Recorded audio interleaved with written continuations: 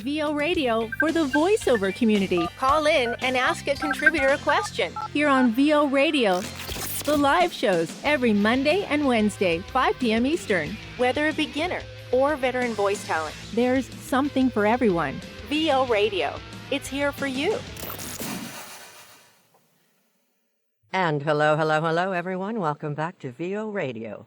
Coming to you live about all things voiceover every Monday and Wednesday at 5 Eastern and 2 Pacific. Your hosts today are a lot. There is always Anthony Reese, Debbie the Chef Monroe, Stacy Barrow. We have special guest today, Mark Cashman, La Lapidas. Wait, gotta be Spanish. La Lapidas. Lapidas. Something like that. Lapidas. Mike Pravetti and myself, Dawn Harvey. And so today we are sponsored in this section by NAVA, the National Association of Voice Actors. And thank you to them and to all of our sponsors. And thanks to you all for coming out to listen to us today. We're going to have some interesting conversations. It will be difficult for some of us to get a word in edgewise, although I know Deb and I will be probably burdened by that. So if you want to phone in or ask a question or make a comment, tell somebody how great they are, whatever you want to do, you can use the numbers on your radio player, or you can ask a question in the live chat if you are a shy voice actor and don't want to talk on the radio, which is weird. But anyway, okay, so kicking us off with our first topic, we have Deb Monroe, our chef.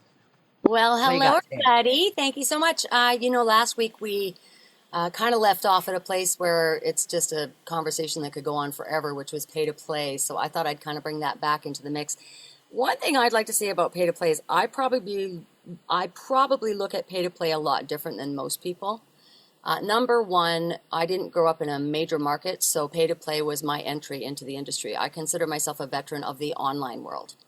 And so it was my start. And so I owe it some gratitude because it really helped me launch a lot of clients that are lifers for me.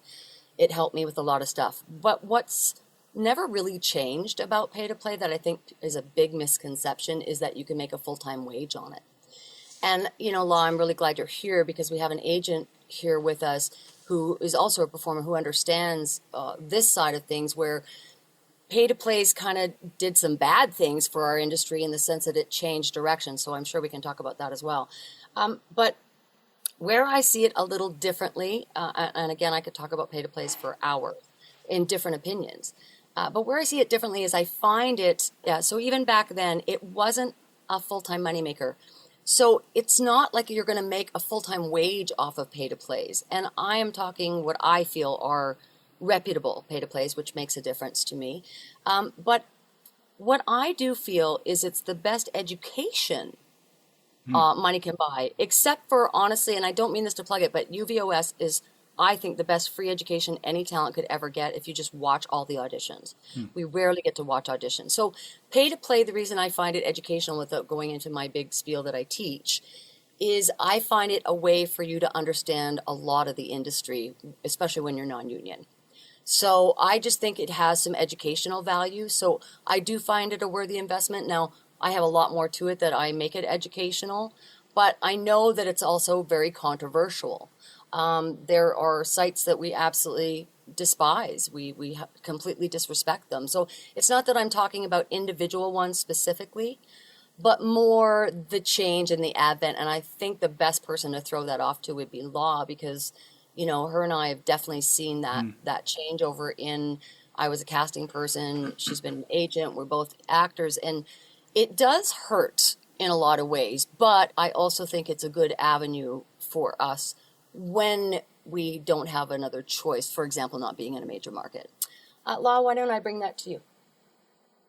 Yeah, that's an awesome question. Thanks for bringing that up. I mean, that's this ongoing conversation, which I think we're all having in the industry and will continue to have in the industry. And I, just like you, Deb, I wear many hats. And so that of agent and then also of coach as well. And so I go back and forth in my point of view and my mindset about the role that pay-to-plays play in our industry and the changing role that it plays. And one of the baseline foundational thoughts that I always have about this is it always comes down to this for me. If people are coming into an industry, namely this one, and it's quite large and quite competitive and very saturated, how do we get seen? How do we get heard? How do we put ourselves out there in a really smart and intelligent way and start pasting ourselves out there when we are ready to work and getting a brand known? And it takes a long time to get a brand known.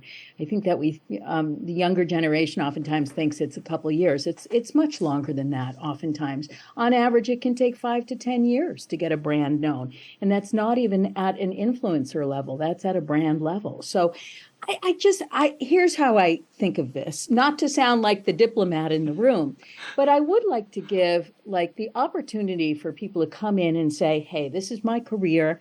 I chose it. I'm going to suffer with it. I'm going to have celebration with it. I'm going to love it. I'm going to hate it. I'm going to be poor. I'm going to be rich. I'm going to be all of those things over the years if I want to survive it and have longevity. But it is my choice, and I have to go with viable decisions that are right for me. And sometimes entrepreneurs, which start out as solopreneurs, are making choices that others may not approve of, and others would not do, and others would never do. And I always like to say, let the choice be there for people to make. It is a viable choice for people to make. I know many colleagues, clients, and coaches that I work with started out and continue to work on pay-to-plays and can do fairly well if they're really committed to them. So I do think it has a place in the industry. But again, I think it is a personal and a professional choice that one has to make and just move forward in a smart and tactical way. Don't give all your time to one platform. Right, exactly. I'd just like to add one thing, and I'll shut up, I promise. But I would like to say that for people that I feel are veterans to me, people who are doing it even longer than I have and are even more successful. I know there's a big stigma on the pay-to-plays, which I understand. But I also think that their circumstances were so different when they started in this industry compared to trying to start in today's medium. I think that there needs to be empathy to both sides because I really do respect the degradation of what it's done. But I also see that other flip side as long as you respect and value the industry and teach at the same time. I think that's great. Those are great points. Mike, what do you... You've been listening to an excerpt from one of our live shows here at VO Radio. To hear the full live show on demand, go to voradio.com/other-stuff.